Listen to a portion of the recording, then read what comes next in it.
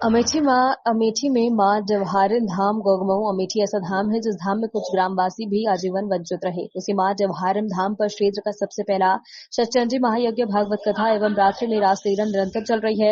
मां जवाहरिन गौगमऊ में चल रही भागवत कथा के अंतिम दिवस कथावाचिका पूज्य ज्ञानवी श्री श्री श्रीधाम वृंदावन श्री कृष्ण के 16,108 पत्नियों एवं उनके पुत्रों का वर्णन किया।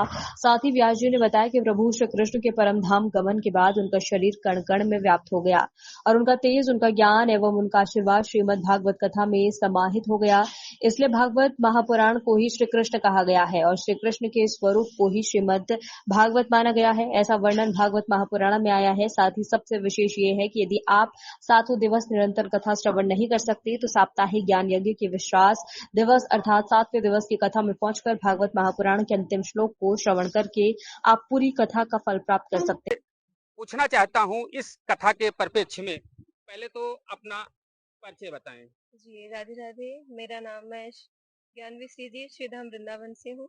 ये मेरी पहली नहीं, ये मेरी 18वीं कथा है। इससे पहले भी मैं आपके बिहार, झांसी और सुल्तानपुर, अमेठी, इलाहाबाद, रायबरेली में कथा कर चुकी हूँ। यहाँ पर जो कथा यह चल रही है, मुझे लगता है इस समाज को यह सीखने को मिलता है कि किसी भी कार्य को करने से पूर्व डरना नहीं चाहिए, जिस प्रकार से यहाँ के सभी कार्यकर्ता कर रहे हैं। क्योंकि इस धाम पर यह पहला प्रोग्राम हो रहा है जहाँ पर सतचंडी महायज्ञ भी हो रहा है, भागवत कथा भी हो रही है और रात्रि के समय रासलीला भी हो रही है। पहला कार्यक्रम है ये समाज का, जो पूरा का समाज मिल करके इसे कर रहा है और समाज को यहाँ सीख भी मिल रही है कि जो कार्य हम करना चाहते हैं वह हम कर सकते हैं यदि हमारा पूरा प्रयास रहे तो।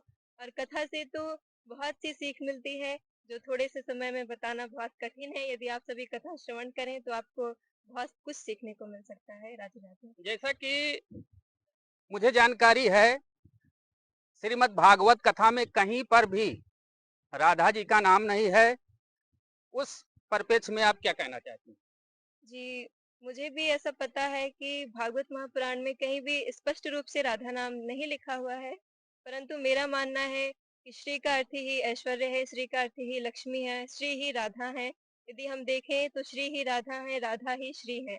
और राधा नाम इसलिए स्पष्ट नहीं लिखा गया क्योंकि जो भी शुद्ध हृदय से श्री राधा नाम लेता है वो समाधि में चला जाता है, लीन हो जाता है, वो भक्ति में लीन हो जाता है। इसलिए कहीं भी श्री राधा नाम नहीं लिखा गया, क्योंकि जब श्री वेद व्यास जी महाराज भागवत महापुराण की रचना कर रहे थे तो जब भी वो राधा नाम लेते या फिर रचना करते तो उनकी समाधि लग जाती थी। इसलिए उन्होंने कहीं भी भागवत महापुराण में राधा नाम नहीं लिखा है, स्पष्ट नहीं लिखा, इशारे में समझाया है, एक विशेष गोपी के रूप में बताया, किशोरी के रूप में बताया है। धन्यवाद। जैसा कि हमें यह भी पता है कि भागवत कथा में भागवत 4 द्वारा कहा जाता है कि जब श्री कृष्ण का अंतिम दाह यानी देह त्याग उन्होंने जब किया तो वो तेजपुंज भागवत कथा में समाहित हो गई। उससे समाज को सुनने से क्या फायदा होता है, ये बताने की कृपा करें। जी, भागवत महापुराण में लिखा गया है कि जब हमारे प्रभु परम धाम गमन के बाद उनका जो शरीर है वह इस कड़कड़ में व्याप्त हो गया। जैसे आप किसी भी भक्त को ले लीजिए तो कहते हैं जो नहीं मानते हैं परमात्मा को तो उनका मानना है कि प्रभु नहीं है। तो मैं उनसे यही कहना चाहूंगी, तेनियम वांग्मय मूर्ति प्रत्यक्षा वर्तते हरे, भागवत जी में लिखा गया है कि वही भागवत है, वही श्री कृष्ण है।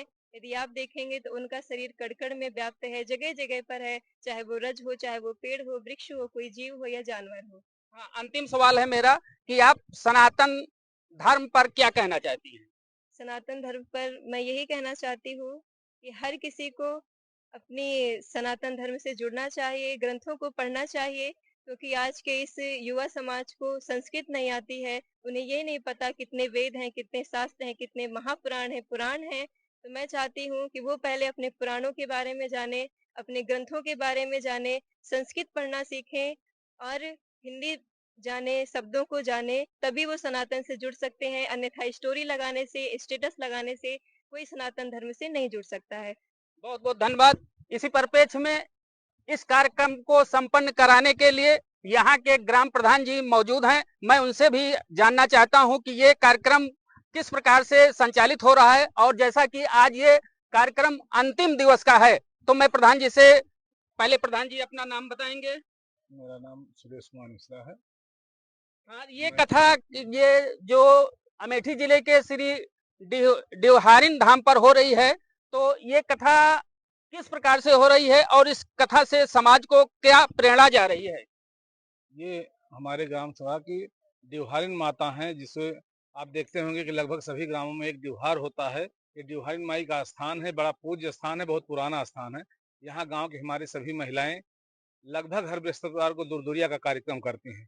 तो जो इस कथा के यजमान हैं बड़े भाई हमारे सुरेंद्र कुमार पांडे जी, जो सौभाग्य से जो पूज्य ज्ञानवी श्री जी हैं, जो कथा व्यास हैं, उनके पिता भी हैं। ये बड़ा परम सौभाग्य हम सबके लिए है कि हमारे गांव से हमारे घर की बेटी बहुत छोटी कम उम्र में वृंदावन जा करके उन्होंने भगवान श्री कृष्ण को, माता राधा जी को अपना चुना और उस दिशा में आगे बढ़ रही हैं। हम सबका आशीर्वाद भी उनके साथ है।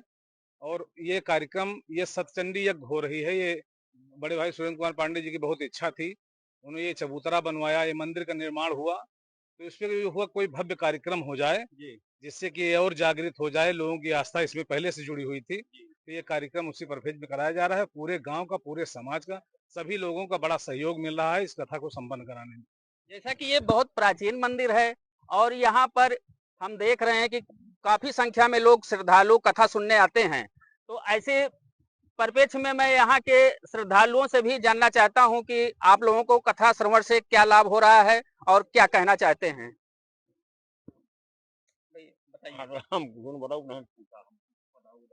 चलिए ठीक है।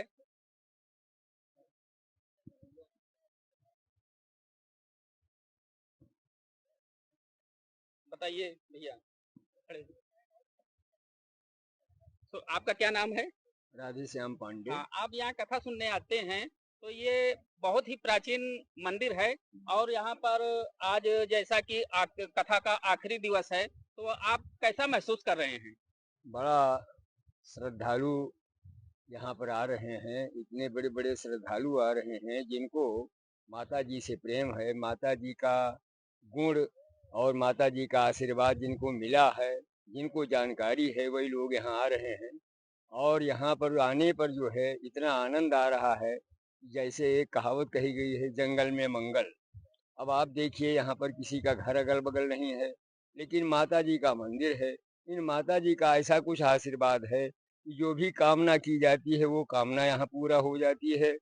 और जितने बिगड़े हुए लोग हैं, वो बिगड़े हुए लोग जो हैं